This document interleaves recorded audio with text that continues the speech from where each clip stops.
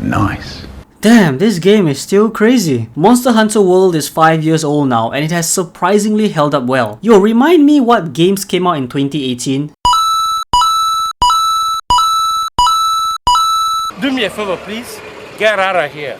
Oh my goodness, that's a pretty crazy lineup. Damn, I mean, I'll confidently say that Monster Hunter World has held up the best compared to these titles, and longevity wise it will probably hold up until Capcom somehow makes a better game than Monster Hunter World. But the big question of it all is why and how is this game still so amazing 5 years later?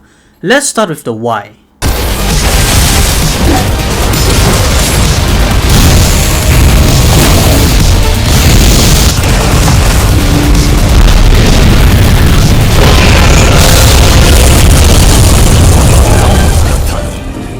If you're new to this, let me explain the gameplay loop.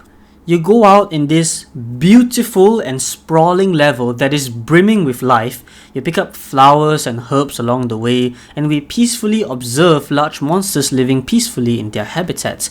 Well, that's until we viciously mutilate them without mercy, after which we carve the monster and use its parts to make our player look drippy as fuck, and then we use the weapons crafted from their precious skin to go back and kill their brothers and sisters. All in the name of balancing the ecosystem.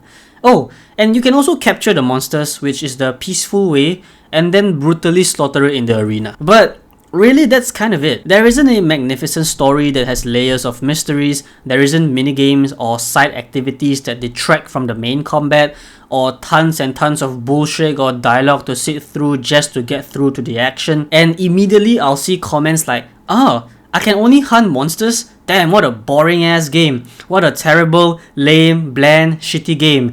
And these are the same people that masturbates to every Ubisoft game ever released. Capcom knows that people play Monster Hunter to hunt monsters. No shit, Sherlock. So they have placed all of their resources to enhance that experience to infinity. And in the gaming industry now, Monster Hunter is the only game that lets you fight massive monsters legitimately. It doesn't have quick time events or cutscenes to emphasize damage or injury. It is not a monster that fights and acts the same way throughout the entire fight. It utilizes all of the crucial aspects of combat and forces the player to engage with it. Think about weak spots. Other games' interpretation of weak spots is always just, oh, hit this area to deal more damage, and if you don't hit it, it doesn't matter because you still deal damage but just not as much. Okay, now what if you don't hit a monster's weak point in Monster Hunter World? Bruh. It's details like this that sets Monster Hunter apart to every single game in the market. Hitting armored points actually feels like hitting armored points, and hitting weak points actually feel like weak points. And that's just one example. Let's talk about status ailments. Most games will be, oh, you're poisoned, you're on fire, you're electrified, what is the effect on you? Yep, that's it. Now let's look at Monster Hunter. Oh, fuck you! I can't move! Now I can't fucking move. Am I going to sleep? What the fuck is this Pokemon shit? Oh my god, my stamina is now fucked as well. Can you see what I'm talking about? Elements and their effects aren't just for bigger, more colorful numbers or different ways the monsters can whittle your health down. We can fully see and feel the effects on both the monster and yourself. And I'm sure some of y'all may say that, well, that looks pretty frustrating. Those look like bullshit mechanics that you have to deal with. Well, they are, but the game gives you decorations and armor for you to prepare for the monsters. Decorations and armor comes with skills, and there are a lot of them to accommodate for all of the different effects and ailments. So no matter what you say about the sheer variety of ailments, the game is being completely fair to you by giving you the materials to defend yourself against it. And let's not forget that every monster has their own unique set of moves and attacks, which changes if they are pissed as fuck or just casual battle mode. This is Brachydos, a pretty difficult monster, but you know, his attacks are not the craziest. At the moment now, he's pretty chill, so it should be fine. Hey yo, chill! Chill! Yo, chill the fuck out! What the fuck did he even do to you? Why are you so angry? And unfortunately, I'm not done yet.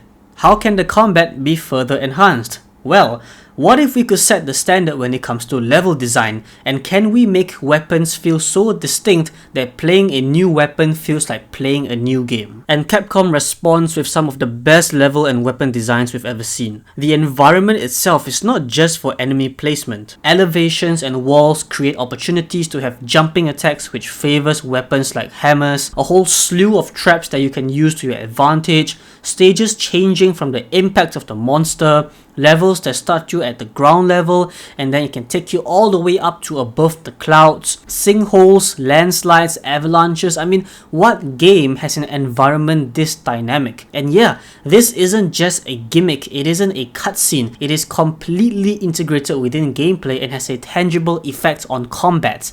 This, to me, is the crowning jewel of Monster Hunter World. It is a successful innovation to the generic level design we see all too often. Until today, there is still no game that gives this level of immersion and detail for their environment. The very reason it still holds up so strongly 5 years later is that no other game has come close to what Capcom has achieved here. Wild Hearts was an attempt to break into the monster hunting genre, but come on, look at the difference.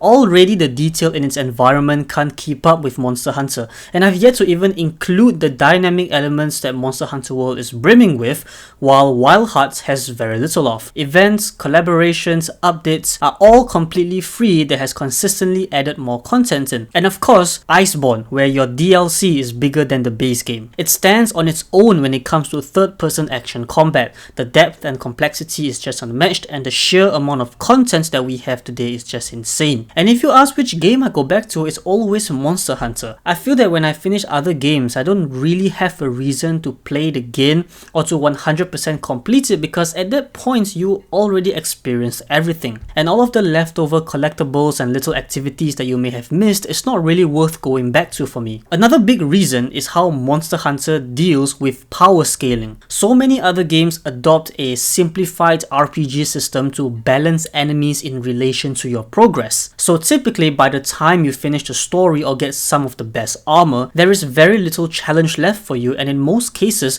you won't feel the need to continue. A good example is God of War 2018. After I got the Ivaldis Mist armor and defeated all of the Valkyries, I just dropped the game. Granted, it was an amazing game, but because I was in a position where my defense and offense statistics is so marginally high compared to everything around me, there was very little challenge and you just can't go anywhere from here. You can't get stronger, and there's no need to change up your armor since one set can pretty much take you through the entire game. But for Monster Hunter, I am always constantly switching my armor, constantly switching my skills so that I use the right build against the right monster. Sure, there is still lots of numbers you can delve into, but that is more towards min-maxing rather than being the core mechanic of measuring your strength. The core of Monster Hunter World is your skills, your resistance and your strengths, and with so much content, so many monsters, you will never be stagnant in your development. And of course, the amazing combat system keeps every hunt fresh and different. So yeah, I really think that Monster Hunter World is a must play if you like action, and the fact that it is still brimming with life 5 years later is a testament to how amazing this game.